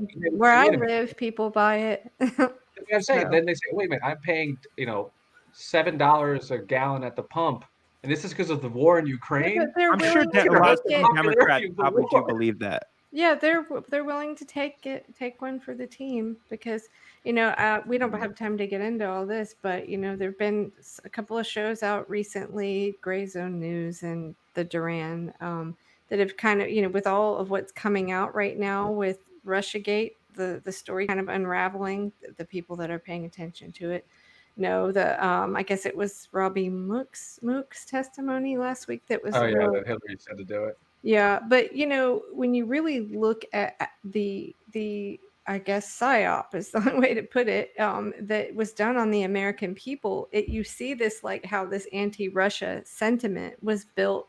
It goes back years. And one picture I forgot to upload, I don't have time now, but I've got it somewhere in my phone. It was like fall of 2019, I believe, and I was in a CVS, and there was so it was Halloween time. And there was a mask, a big Putin mask. And I mean, I know that there are masks of all kinds of political figures, but it's like, if you were to ask like a lot of Americans, just your average American, and even kids, they don't understand any of this. They just know Russia, Putin, bad. I mean, that's it. So that's all they had to do to sort of set the stage. And the Duran talked about this more, about that setting the stage for this. They're better. Russia, this is one of the things the neocons were kind of complaining about during the war on terror, is that these small terrorist groups really didn't justify major defense expenditures. Mm-hmm. And so they were trying to set up China as the justification, but Al-Qaeda or Al-Qaeda affiliated groups, some of which we're supporting in Syria, but put that aside, but those groups, that doesn't justify the F-35. That doesn't justify a new generation of hypersonic weapons or the updating of the nuclear arsenal that's happened. That's $1 trillion expenditure. So, Russia, China, these are countries that they invest a lot of their, I think, propaganda aims into. It's also worth noting that it was, the Lockheed Martin executive who got on the committee to expand NATO, right? Bruce Jackson. Yeah. Bruce Jackson. So, I mean, these guys, they're playing the long game. But in terms of framing it, they see Russia as, okay, this justifies a $1 trillion a year expenditure. Okay, these little terrorist groups, we can wipe those out with a drone strike. That's not putting money in the bank account. Right. And it's almost like, we ran out of all the little guys, the smaller countries to loot and to take over. So we're going to be that brazen to just go up against Russia. The transition has been seamless with the public. Because it was end the endless wars. Why are we doing this? And then it just becomes this thing where it's like, but pretty much if you take on Russia, maybe that is because of the nukes, and they just believe that if enough people tell you that seem like they know the truth, and they're in positions of authority, like the former head of CENTCOM, Raytheon board member who's now Secretary of Defense, and tells you that we have to do this. We're in a great power competition with Russia and China. And this is the president says it's the arc of the 21st century, and the independent media. I know there's a lot of infiltration on the left of this anti-Russia, pro-NATO stuff. And then on the right, there's all the anti-China shit. And so you have so much. Our real anti-imperialist core of people gets smaller and smaller and smaller and smaller, even when we think we're making progress. Because then the people on the right, and it scares the hell out of me, because the people on the right who are opposing these Russia bills, and Dan Larison had a really great one about this a couple months ago about Josh Hawley.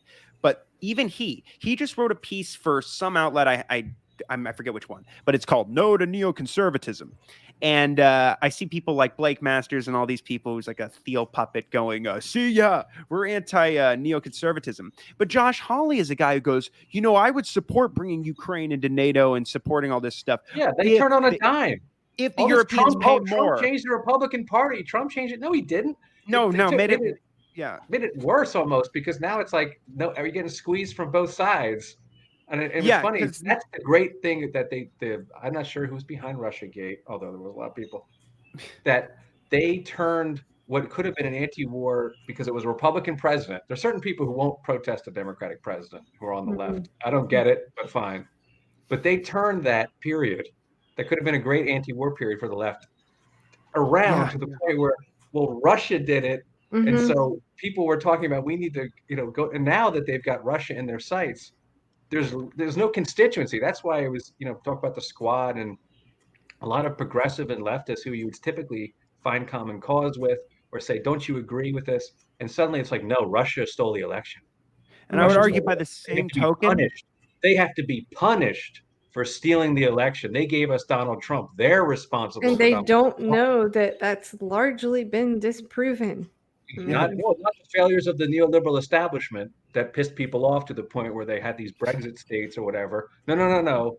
Russia, and some people say, hey, this is crazy. And these are middle-class, educated people. Not that that means everything, but Russia changed the vote tallies in the 2016. And like, Russia changed the vote. I mean, this is how far we've gone. So like, there's no real outside of some lunatics like myself. I guess there's nobody here going, we're walking into a possible nuclear war, right? And everybody's like, the other side thinks that, well, Trump got screwed by these Democrats who lied about him being associated with Putin. But they don't connect it to this larger new Cold War thing. Usually it's more like they lied about our guy. And in the meantime, they go and they're distracting attention from the real enemy, which is China. And the worst thing about these dozens of Republicans, they act like the Asia pivot also. They very rarely ever mention it. They don't talk to their constituents or their listeners or their viewers about it. So they think that our policy is to basically let China just buy the store, or we hand the keys over to the store. That's what the Democrats do. Well, in the meantime, they want to get tougher and tougher and tougher on China. But the Democrats are the ones who are pushing war with China more than anyone. It's so weird, the situation we're in, because it's Kurt Campbell's friggin' project, the Asia Pivot. He's the national security coordinator for Indo-Pac affairs. It's Obama's military campaign, this massive buildup, the biggest since World War II, surrounding China with hundreds of bases and missiles and drones, all these things, and all these. Trump's the one who came in with the boosting the Quad, which had been sort of dormant for a minute, but really giving it new life. And now Biden is doubling down. Biden flew 2,000 sorties of warplanes and spy planes in the South China Sea, the East China Sea, and the Yellow Sea last year, dwarfing Trump's numbers from 2020. Nearly double the number of aircraft carrier strike group deployments, sent warships to the Taiwan Strait every week. He made this gaffe, but weeks ago I put in my article, they removed from the State Department's website references to the One China policy, and that we don't support Taiwan independence, and that we recognize Beijing as the single government of China, and that they're including Taiwan. So they just removed. I remember reading that they just removed it from the website. And then the Chinese said, "What are you doing? This is extremely provocative, and it's going to set a fire that'll burn you." Like, they're very poetic, kind of, with the things that they say. And the American. But is it a gaffe though? Wait, is it a gaffe? Because he said something twice now, and I wonder if it's like a senior I think it's moment. 3 times or 4. He said something specific. He said, "We've made a guarantee." Yeah, that's the commitment we made. Does that mean that there is a secret agreement? Because people don't know. There are like quote unquote secret treaties that exist about. Well, I think you're right, because Peter Van Buren says that is the commitment. That there is some secret commitment to Taiwan that in the event China invades, the U.S. will step up. Which, by the way, that is a guaranteed nuclear war. It's an open question whether Russia, if it strikes back, if it's threatened with Crimea, will strike the NATO countries with nukes. Its doctrine says it'll strike Kiev. But so which is terrible enough, by the way. But if the U.S. and China go at it in Taiwan, that's a nuclear war. There's no real way around that, right? And since Biden, and this didn't even happen under Trump, we boast about the troop presence on Taiwan itself. And he's continued to send all these high-level officials, which is a huge deal. And then they say, that Peter Van Buren has said that there really is the Taiwan Relations Act essentially is this kind of mealy-mouthed commitment to defend them. Well, and then the argument is, I was going to say Ukraine, to go to Ukraine, there was a movement and one of the guys was this guy Pfeiffer, who was this arch neocon on Ukraine policy. And he said that when we agreed to, after what was it called, the Bucharest or Budapest agreement, there was some agreement when Ukraine was getting rid of its nuclear weapons. He said we made a commitment to defend them militarily if they were invaded. Now, first off, that is total bullshit. It's not in there. He said it was a verbal agreement. And it was, of all people in the world, in a congressional hearing, Victoria Nuland, who said, I helped negotiate that agreement. We never gave that assurance. But that just tells you they're trying to retcon or Orwellian, like rewrite history. So, yeah, I mean, as far as I understand it, there is no agreement to defend Taiwan militarily. Right. Biden is saying there is one. That was the one clip I had that I forgot to play. I played the Assange clip. I've got that Nuland call, but I guess that's going way back and off topic. Well, it's because Nuland has been so aggressive in pushing for the 2014. Yeah, I didn't realize there was another Hillary out there. You know, we never had an agreement to defend them militarily. So that's how crazy some of these people are getting. They're trying to rewrite history to get us to a war. Did I play that clip, or is that just off? Sure. I'll just say really quick. This talk about how Putin wants to reconstitute the USSR and Ukraine he sees all of Ukraine as part of Russia and all this stuff. That is like hyperbole and propaganda. But they act like, I think the biggest problem here is they push them further and further. And the longer he doesn't use the nukes, they become more convinced in their bubble that he never will. So that they can go further and further. Down. But Taiwan is China. I mean, people might not agree with that or like it, but that to them it is. And to, under international, understanding for the most part, it's the minority of countries that see this as, disputable or whatever. But that is... we have troops on Chinese territory preparing the Taiwanese forces for eventual war with the mainland, and we just keep pushing and pushing and pushing at the same time.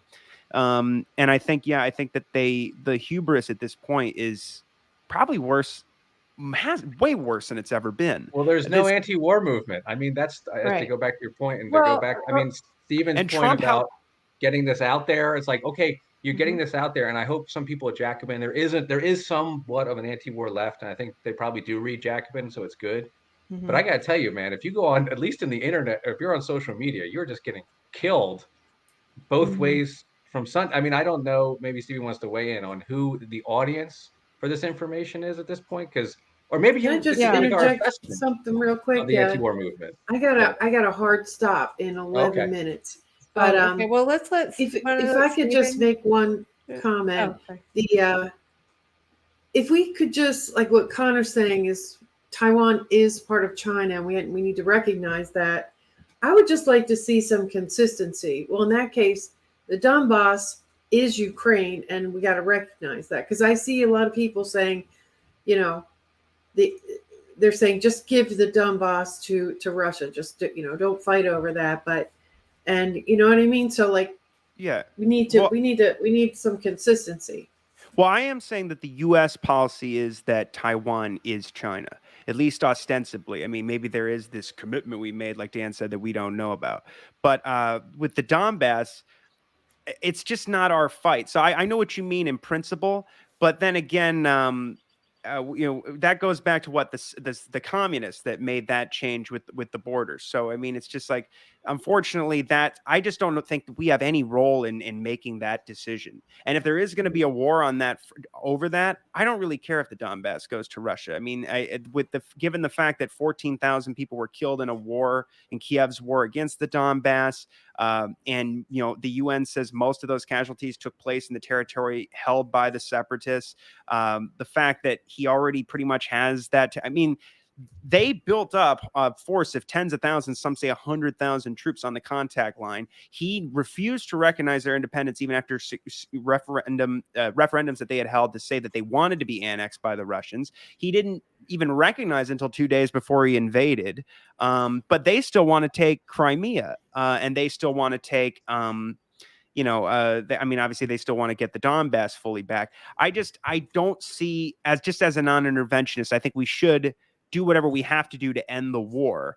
And I hate to agree with Henry Kissinger, but I think that he's got a freaking point right now that you kind of do have to do this, because if you just stick to the principles, which we don't stick to in any other case, only when it's our enemy or the new Hitler du jour doing the bad thing, we have to do something here, because we're arguably more to blame for this crisis than anybody else, especially people like Joe Biden.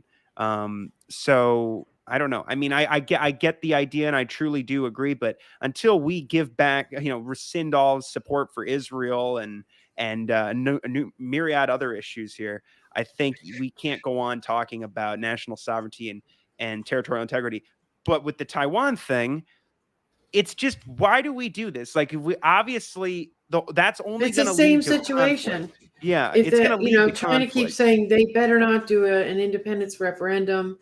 Yeah, because I don't think they would be so crazy about it if they didn't worry that it would pass, and then we'd have the exact same situation. But I don't know. I don't know. I think the difference I'm is taking Putin us into doesn't a whole consider other thing we don't have But enough time for. I just don't think But- Putin considers the Donbass like it's right. I think that it took a very long time for the hardliners maybe to convince him to do what he did. I don't think they consider it like it's just that's ours and we're taking it. I think originally the idea was to recognize the independence for the first time instead of just supporting the autonomy in the interim until Minsk got implemented, which apparently was never going to happen. So it's, I don't know. It just, it doesn't seem to me to be fundamentally the same thing as what's happening. I failure agree with a lot of what you said. This is But a I failure agree with a lot of communication, what you said. right? I just don't want or to. Minsk. I'm sorry, Minsk agreement. Since Joanne's got to stop here shortly, I want to give Stephen a chance to answer your question, Dan, about like what your audience. What do you think you feel like your audience is growing? Are you getting better feedback as you post more? What's your read on that? And is it Democrats at all? Personally, I think I think my brand is growing, but at the same time, I mean, I'm cognizant of the fact of,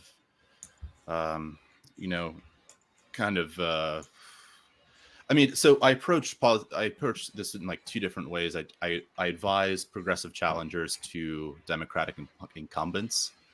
So I try to work that angle, but I also work and try to reach out and appeal to the unusual observer of politics. And I think to an extent, I think I've had some success in both, in terms of changing the discourse for both new members of Congress and those who are still fighting to get in and reaching new people. But there is a certain extent where I look back at, the Russiagate thing and just the entire Trump presidency and realizing just how, it really broke people's minds, not just sort of like the Rachel Maddow watching liberals who I hate, but even like people who have like hashtag Medicare for all in their Twitter profiles are like DMing me, telling me I'm a Nazi by like just, and telling me I would have fought for the Nazis. Like, no, I probably wouldn't have kicked out of Czechoslovakia with the rest of my family, though it would have been cool to meet the guy I was named after. But anyway, there is, this isn't,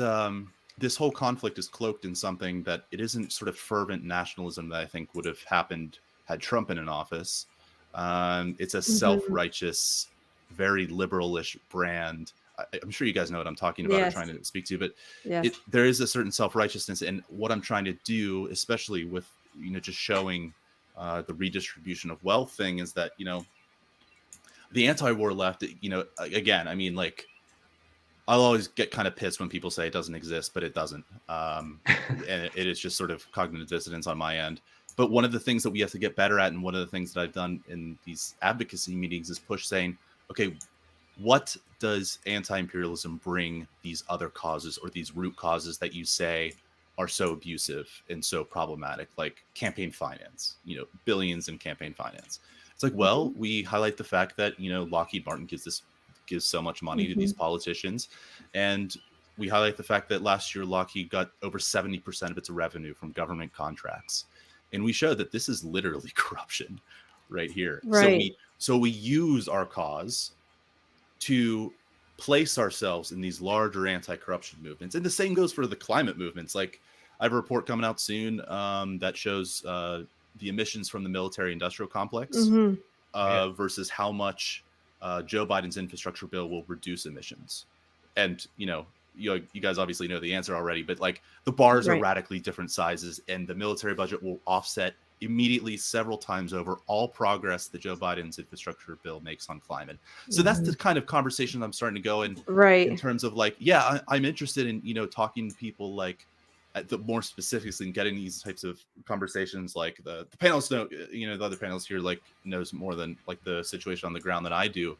But I think first and foremost, I'm just trying to get people hooked in seeing how what I care about, this anti-imperialism, fits into what they care about already and make it easy for them to jump on board. But in Congress, there's a huge wall, and like just seeing the progressives, like the most the members who are closest to me ideologically completely fold is a problem. I'm still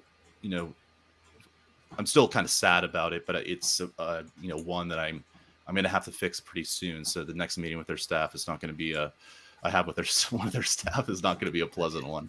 And what is that group that you're part of that you're mentioning right now? This is just an advocacy coalition called People Over Pentagon, and then there's that's more like progressive groups. But then there's the Pentagon Budget Campaign, which incorporates like R Street and actual taxpayers union and like the Koch Institute, I think, is in there too. Well, it's interesting what you said, about getting people's interest, if it's environmental stuff. It made me think of Donziger. There's so much like people on Democrats won't pay attention finally to free, the right? Assange case. Huh? He's finally let him out, right? Or took him off house arrest. But they won't pay attention to the Assange case because it's tied to Russiagate, and they think Russia hacked the election and all that, and they don't understand what it's really about, which is like the clip we just played, right? It's because he leaked stuff about wars, but they'll be for Donziger because it has to do with the oil. They haven't tainted him yet. They'll find a way to taint him. They've tainted Assange, and they can taint these other issues. I mean, look at, speaking of Ukraine real quick, Roy Kahana, who's actually one of the progressive members of Congress, right? He's openly, he says, I believe in No, he's not. Well, I mean, I'm saying initially he was, and he actually was the one who raised issues about arming Ukraine after the 2014 coup. He has 180'd on this. He was, and Max Blumenthal, to his credit, cornered him on the street. Yes, he did. But you know what? I have to push back on that because we actually, this was years ago. We had him on this little candidate town hall thing, and everyone was like, "No, he's full of it." Like I knew it from. I mean, I'm sorry, but you learn who's full of shit and who's gonna basically fold. Wait, I mean, I'm disappointed in this new crop. I mean, I got to tell you, I was a little amazed that they had 180 on this, like $40 billion. It's all for weapons. You're socialists, and this is. I mean, they're saying they're socialists. I'm not putting that in their mouth. I'm not like smearing that. I mean, we're from the, we have connections to the Democratic Socialists, and it's like, you're just for $40 billion, no questions asked, into a war zone. And that, by the way, while you're not getting climate change, while you're not getting health prescription drug negotiation, while you're not getting child tax credit, you're also, by the way, because they didn't renew it, you're going to see an increase in premiums for Obamacare or the Affordable Care Act that's going to hit in October, which is going to hurt them in the elections. Like, you're sacrificing all this stuff that you demanded, but you're just, this really is kind of confusing. And then when the minute you try to attack them for it, you say, oh, that's a Putin's propaganda. You're a propagandist. Well, that didn't exist before, in my opinion. That's new. What I used to do before the Assange show was this. We interviewed a lot of grassroots candidates it's called Candidates with a Contract. It's still up, but I haven't been working with it for a long time. But we had mainly Democrats, but they were grassroots Democrats, not, they were people up against the DCCC. We had some Greens, a couple independents, like maybe one or two Republicans that weren't your typical Republicans. But I think to expect any one candidate, I mean, we've got the squad with four of them, the fraud squad. But they all went for it. I mean, AOC was a grassroots candidate. She won. She beat an incumbent, a powerful incumbent. Yes, but then you're brought in under that tent. And you can imagine being in that situation. I mean, I think all of these candidates are going to have to build a coalition on their own. I don't know what the real answer is, running as an independent or what, but I just think it's impossible for any single person or even four of them together to go in and really change the system. I think it's going to take more than that. I honestly think if we had a coalition of third party and independent candidates who, if they really get talking, would realize that, because we can see this, socialists and libertarians, at least we agree on the anti-war stuff, right?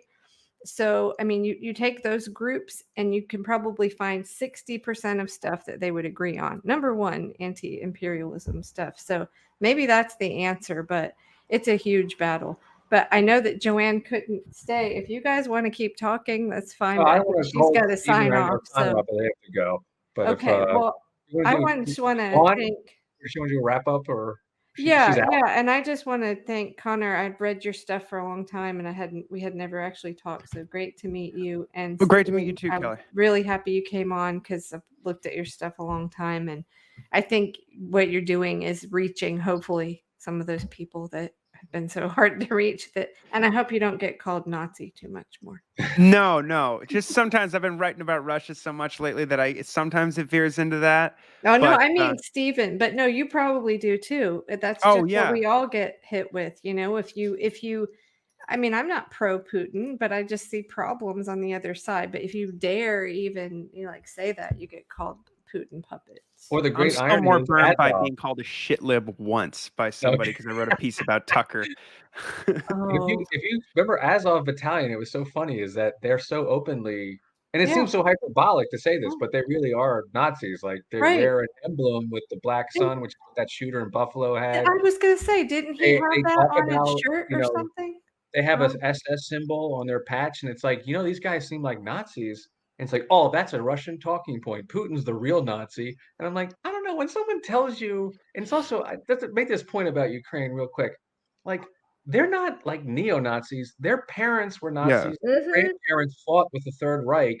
These are like third generation, Stepan Bandera and pogroms and stuff. Like, it's not play acting. It's not some weirdo kid on 4chan or whatever doing something. People lived this their whole life. They're not playing around. And so they're the real ones. They're grandkids of the real ones. They're the grandchildren, and they're not repudiating it. So I don't. I mean, and to them, so I don't know. But if you even bring that up, like the Azov Battalion, they're openly Nazis, right? Like, I always thought that would be the one thing that would, if it became known on a mass level here, that it would upend everything, and that the liberal would go, even the whole left would unify and say, "No way." No, I can't believe that. I did not perceive. I couldn't have predicted that they would be able to do such a good job. I try to be cynical, but I can't keep up. Yeah, and I usually am really cynical. I just thought, well, they just don't know. It's one of those things. 4 years. Every Trump person who did happened. Someone with the guy on Jeopardy said he won 3 times. Like, oh, that's an okay symbol. That's a white power symbol. And now here's a group of people with armbands who are talking about their Aryan race and all this other Nazi crap. And it's like, do you think my first hint was weapons that we can't track? By the way, these javelins. We're pouring all these weapons into right-wing terrorists.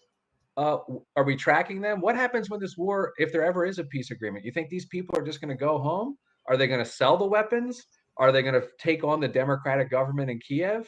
Oh, let's not ask those questions. I'm just saying, they're pretty far right. And they threatened to do that, and they're going to be mad now too, and they're going to have more reason to go for them will ever be good enough. This is like the brown shirts. They're going to say, no, this is stabbed in the back by Zelensky.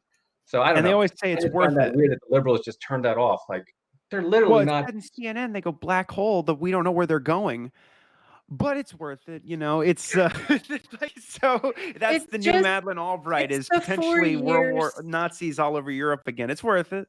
It's the 4 years of brainwashing. It's just, I don't know what it's going to take to undo it. It's just so strong that you can't break through. I even thought when I learned all this stuff about the Azov Battalion and all that, and I thought, we started out the show, I think we mentioned something about the projecting.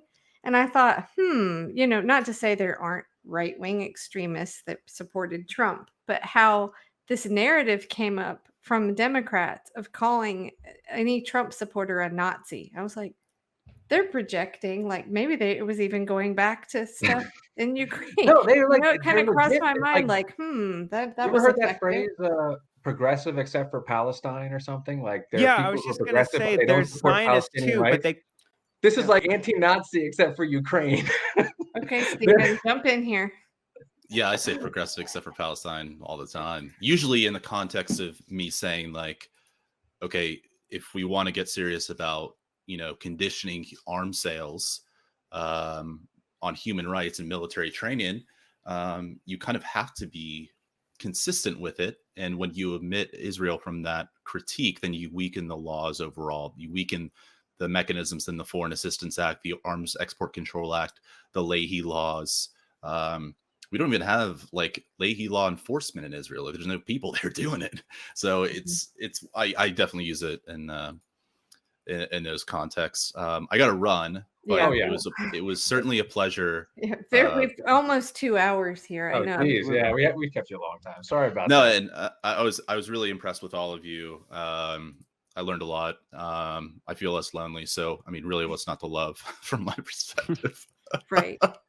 Well, yeah, Connor, everyone in the Libertarian Institute group and Joanne's show. I've learned so much. Yeah, I mostly sit and listen, but I think the best thing about what we were just saying about that socialist left libertarian alliance, and there's even obviously there are really good people on the right. It's not as big a number as everybody would like to think, but Daniel Larison to me is like the best right winger ever. Who is that? Daniel Larison, he has a but now he has the column at antiwar.com. Oh, okay. That dude is awesome. He's fabulous. I wish Republicans knew who that guy was. They knew that perspective is an option to be good on everything. But and in Congress too, there's a few gems like Thomas Massey, who voted against additional Iron Dome funding, was the only Republican to do so, and he voted against the Ukraine aid bill. Like, if I saw him in person, I'd probably accidentally call him Dad. all the Russia stuff and all the China stuff he votes against from a purely I don't know, but I'm sure he's got other principles beyond this, but he's just a serious libertarian. I don't know if he call himself a conservative, but it's that Ron Paul thing where they would famously they asked him, the House of Representatives had some resolution to condemn both sides of the Israel-Palestine conflict, and particularly Hamas for their violence and the whatever it was. I don't remember. It's from like 2007, and the vote was like 400 whatever to 1. It was just Ron Paul going, no, I'm not doing that. I appreciate that. Okay, well let's we'll wrap it up here. It was great to meet all of you, and I'm sorry Joanne had to leave, but thank you for coming on, and I learned a lot. So thank you. My pleasure. Take care, everyone. Cool. Bye-bye. Take care, everybody. See you guys. Thanks for listening. Special thanks to our panel, Connor Freeman, Kelley Lane, Stephen Semler, and Dan Wright. Follow them on Twitter at Stephen Semler, at Right Leaning, at Kelly's Words, at Freeman's Mind 96. This is a fully independent podcast. In the age of censorship, your support's more important than ever. Go to the website aroundtheempire.com, find the various ways that you can get access to bonus content and support the show. Don't forget to like, share, subscribe, leave reviews. All of these things help. Follow on Twitter at Around the Empire. Join us on Telegram, t.me/AroundTheEmpire. And we'll see you next time. Take good care, everybody.